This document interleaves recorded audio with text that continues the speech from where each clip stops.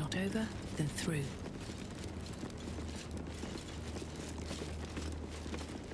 But that will fit in my pack.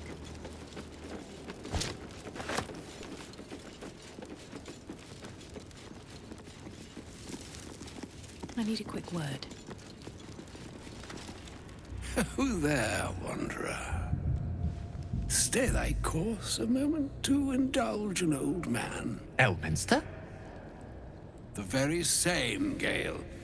And a fair bit miffed he is, too, finding himself forced to expose his best pair of boots to so many miles of country road on your behalf. I know a minstrel by trade when I see one. Tell me, what ballad bold enough to lift me onto the pedestal of acclaim enjoys your musical predilection?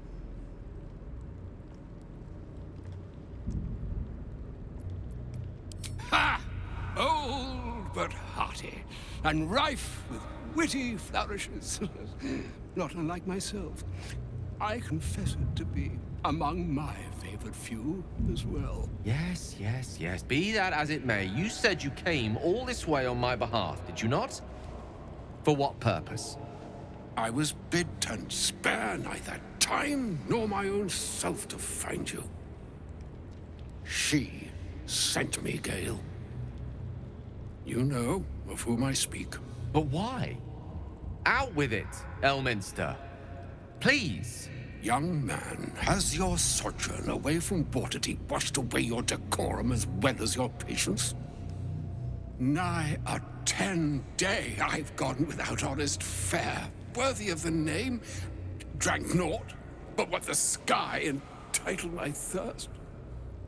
Why, some bread, cheese, and a cup of wine would appear unto me a feast. Surely you would begrudge me a mite of rest and repast before I get out with it?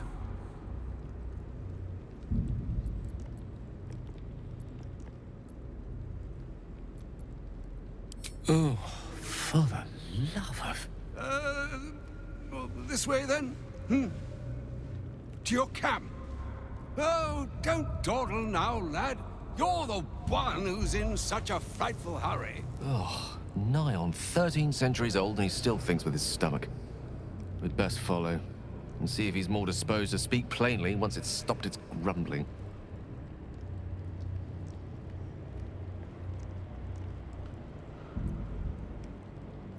A wise choice.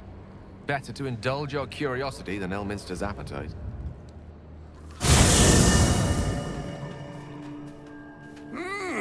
Yes, what a delightful wedge of old Arthurian that was. Doesn't do to parley on an empty stomach, you know. Makes one's words frivolous when they should be grave. Plenty to digest, after all. A good deal to stew over, if you will.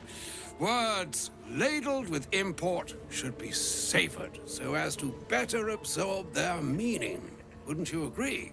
Elminster! Right. You see,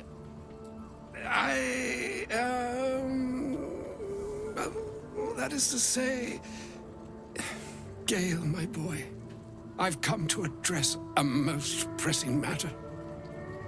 I'll speak as plainly as I can, forswearing the accustomed frills that decorate my speech. I'm here on behalf of Mistra. The message and the charge I bring you are hers.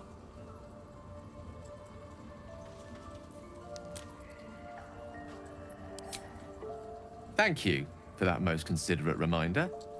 You know where you went wrong, Gale. No, we needn't dwell on that here and now. But even so, you're to be given a chance of redemption. Mistra would consider... forgiveness? She would consider what she considers to be forgiveness. Mistra is aware of the misadventures that have befallen you both. She knows of your strife with the Absolute, that most insidious of evils.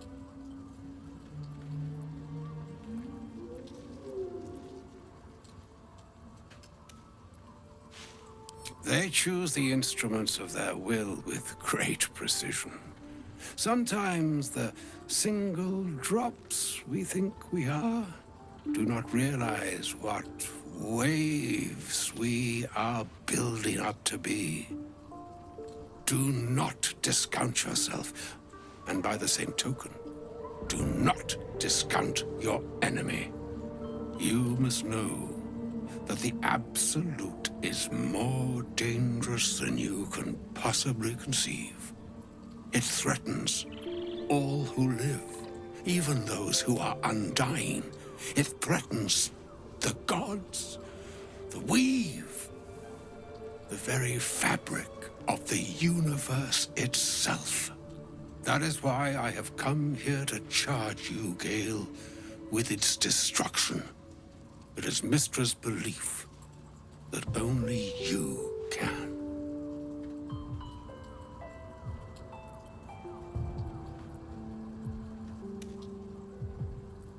I doubt not your conviction, but Gale has an unnatural advantage. The orb. Precisely. Mystra has granted me the power to stop the clock, as it were, on the orb's rush to overpower you. Instead, you will be able to unleash its lethal combustion at will. Interesting. This could be help or hindrance. We shall have to see. You must find the heart of the Absolute, whatever that may be, and use yourself as the catalyst that will burn it from this world.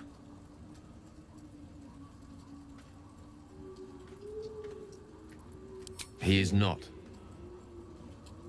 But it seems that Mystra is. It brings me no pleasure saying this, my friend, but such is Mystra's will. Yours must be the sacrifice that will undo the Absolute. And for your sacrifice, you will be redeemed. Such is Mystra's promise. With that, I've said my sorry piece, and need only bestow unto thee the charm I was bid. Mina hastra mistrarium Italion thras annas distra.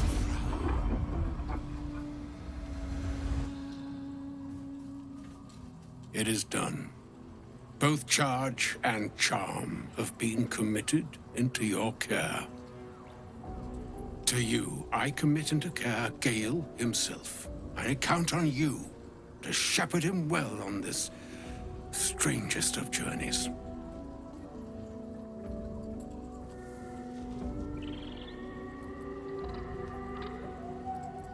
On my honor, I'm not sure yet I can say the same. Like moons make swell and wane the nescient seas, so too the sky-strewn gods ordain the tidal fates of mortal days. And yet, an ocean born in lonely hours, come ebb, come flow, come all that is beyond the breadth of our dominion. Be a moon unto yourself. Even the waves of fate can break upon the shores of will. Farewell, my friend. Farewell, Elminster. I'm glad she chose you.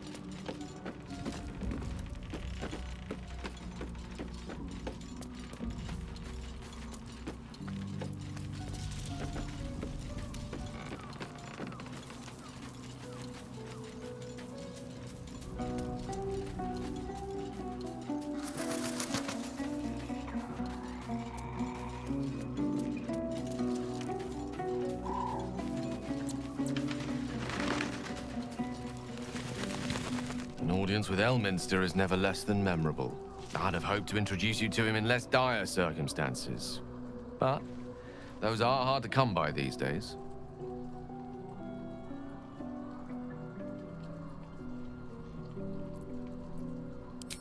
The Doddering Act is merely an illusion, one he's most adept at maintaining. Elminster is the most formidable wizard in the realms. Perhaps in existence. For Mystra to have sent him, the severity of her bidding could not be clearer, or weigh more heavily on me. Time seems so infinite when you're young. A month is an age. A year is a lifetime. It is a strange feeling, to realize how little of it one might have left.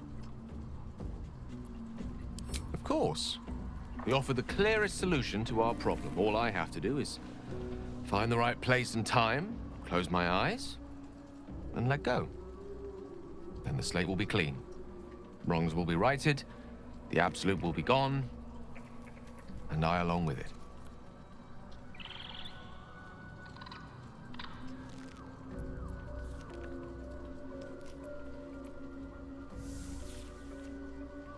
I've no doubt she has the power to do so, but as for the permission, Ao would not look kindly on her meddling in mortal affairs. Divine intervention has a tendency to make things worse, not better. As for Elminster, he's saved the realms more times than legend can recount.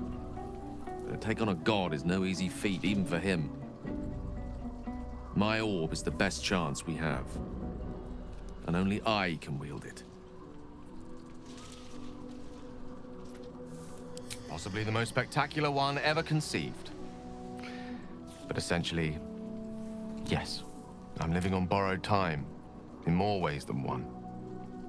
Perhaps this is how it must be. That remains ahead of us for now. The heart of the Absolute must be discovered before I can stop its beating.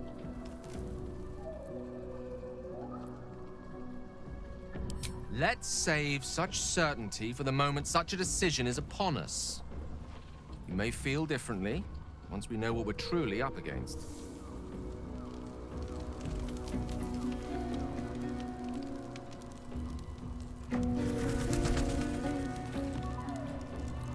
Always a delight to speak with you. What can I do? She expects those who seek to use the weave to do so honestly, and with respect for its potential to destroy, as well as its potential to save. I doubt she's asked many of her followers to blow themselves up. That's a fate she's bequeathed exclusively to me. She wouldn't ask such a thing if it weren't our only means of survival. However much she's annoyed at me.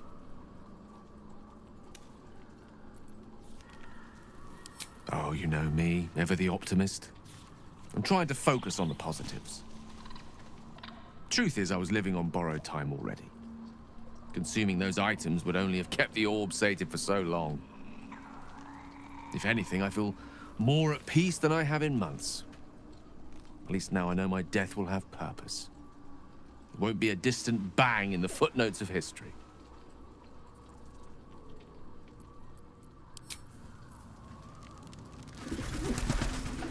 I can't believe Mistress demanding Gale sacrifice himself to destroy the Absolute.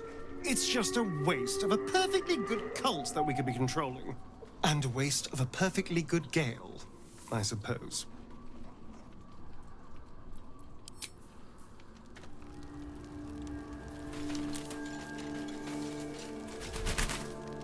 I can't believe Mystra actually expects Gale to just sacrifice himself like that. Seems like a waste of a fine mind.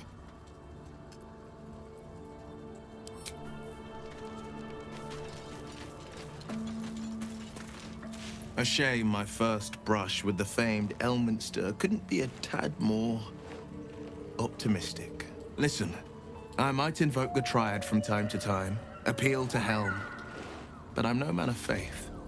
Not like Gale. I don't know what drives a man to consider his own death, among countless others, to be an appropriate exchange for his goddess's forgiveness. To me, it all sounds like nonsense. The faith that matters most is that which you hold in yourself, in the ones that most matter to you. Big Bomb be damned. Gale's got everything he needs to defeat the Absolute already. Talent, nerve, and powerful allies at his side. I hope he'll come to see that.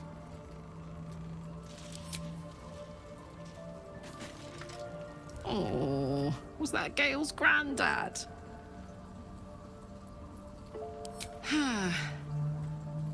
It doesn't ring a bell. But all right. Must have had something important to say to Gale if he came all this way. Good news, I hope. Whoa now, he's got a... Well, I guess that would explain a little, but... Mistra? I mean, this is a lot to take in. What's he going to do?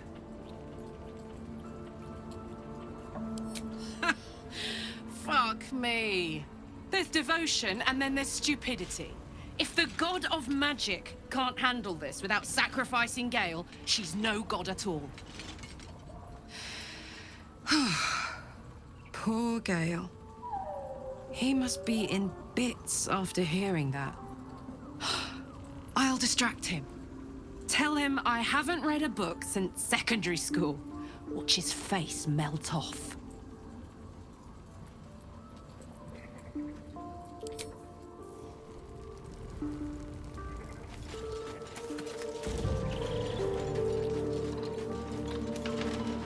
Elminster. Even the Githyanki have heard tell of the Sage of Shadowdale. Some of his works have been translated to Tirsu. That doesn't mean his every word carries wisdom, however. Near as I can tell, Mistra demands Gale's faith, but holds no faith in him. Why else would she demand Gale sacrifice himself, and perhaps so many others? Does she not think he can destroy the Absolute with his own immense talents? Does she not know the mighty company that he keeps? Demanding Vlaakith may be, but she acts for the good of the Githyanki people. Mistra is concerned only for herself. Perhaps he'd find forgiveness in a fiery death. But I can't help but wonder why he'd want it at all.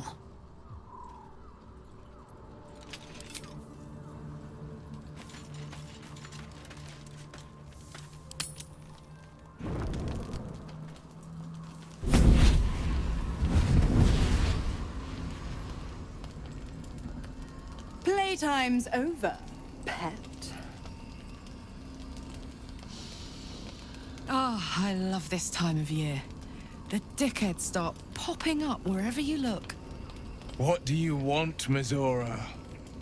Drop the attitude and perk up your ears. You've got a new mission. Absolute's cult has gone and grabbed one of Zariel's assets. A devil. And a powerful one at that. They're locked up in the cult's fortress, Moonrise Towers. And you're getting him out.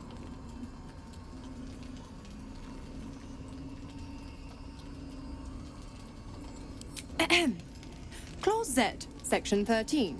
Should promised soul refuse obeyance or neglect duty, the pact holder shall cast the promised into Avernus as a lemure. I'll make it simple. Will fails or refuses, and he turns to a thick blob of stink flesh and sinks to Avernus. Now, be a good boy and play fetch, pup, or you'll spend an eternity sizzling in the hells. Mizora's words may be flippant, but they are tinged with desperation. She cannot afford for Will to fail this mission. This may be your best chance to negotiate Will out of his pact.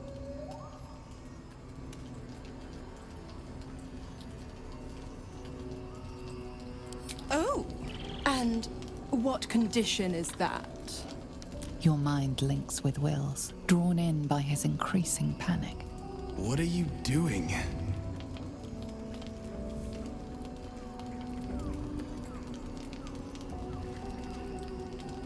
Will relaxes, and your connection fades. Interesting. Now, why should I go letting my favorite pet off his leash?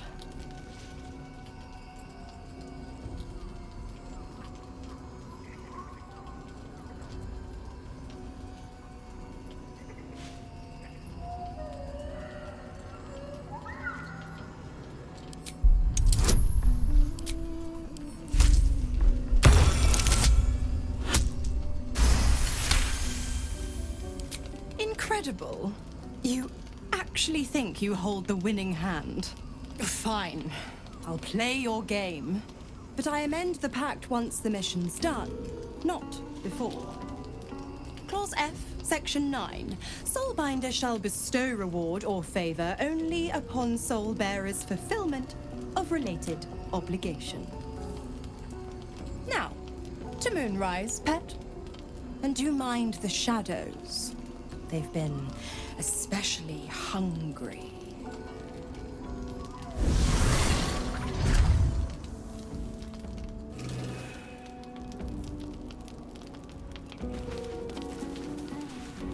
I've been thinking about the runes Cazador carved into my back. That fragment of a devil's contract, or whatever the hells it is.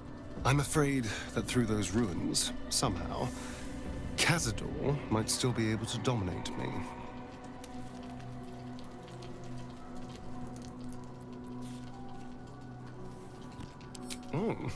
Any excuse to get my shirt off, I see. But no, I don't think another viewing will serve any purpose. I need someone with a little more expertise. Our devilish friend, Raphael. If anyone's going to know about infernal contracts, he will.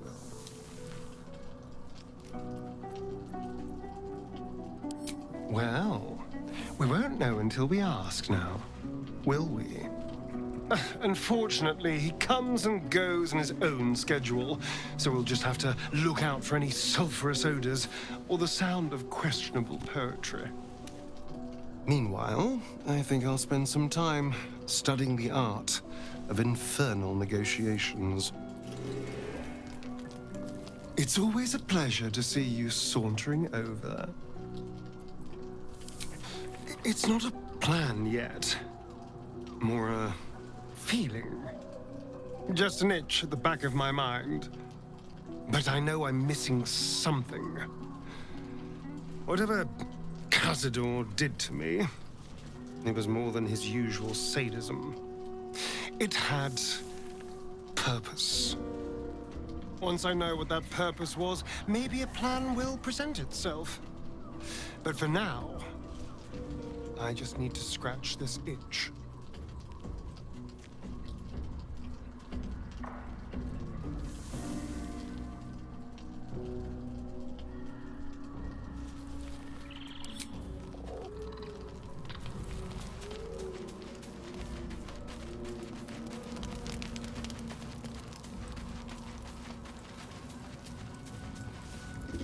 The more bullshit she pours, the more of it I'm forced to swallow.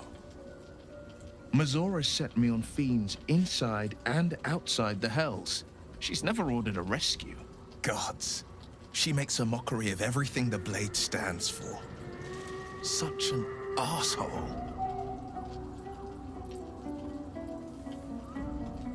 Thank you for sticking your neck out for me. I mean it, but I'm not going to celebrate till I'm actually free. Can already feel her scheming.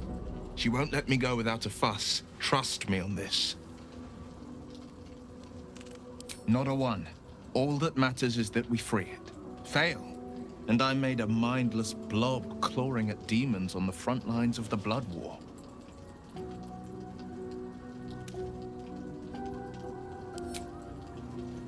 And it means everything to me. I always knew what my future held, and I know I chose right.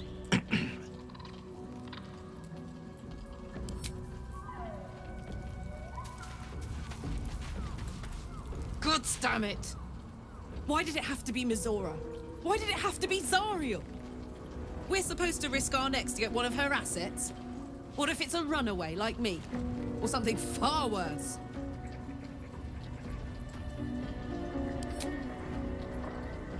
I want to believe that as much as you do. Almost as much as Will does. But I just know there will be more to the story. There always is. It's a bad idea to play games with the devil. You'd never win. Not ever.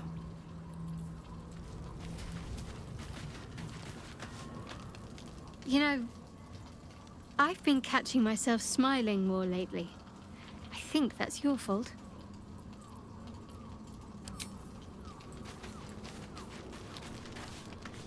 seems simple enough.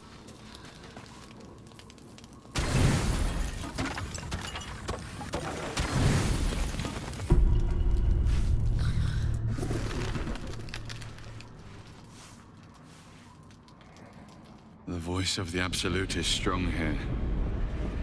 And getting stronger. I don't know how much longer I can resist it. But it's good to see you're making progress.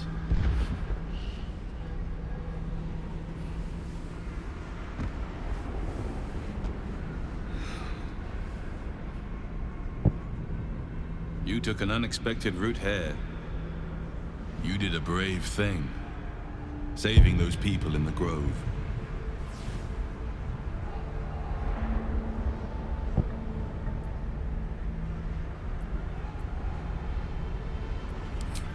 Not everyone would have helped.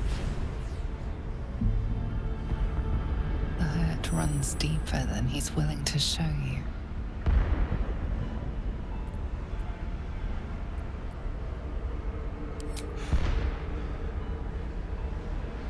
The voice of the Absolute is stronger this time. Beneath the resilient veneer, a touch of fragility. He needs comfort.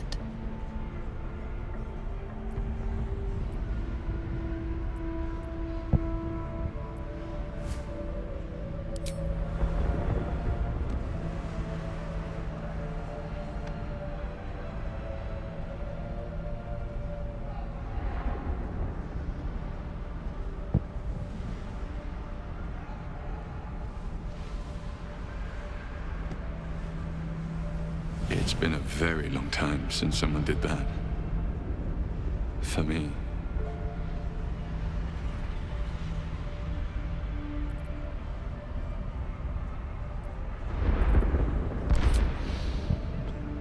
A woman by the name of Belin. We were close. It just doesn't stop. We are being bombarded by waves of telepathic energy. Wave after wave with hardly a breath between them. I almost dare not rest. Each wave a set of orders to the infected. The order for your transformation has been given many times already. I just hope my powers last long enough to see this through.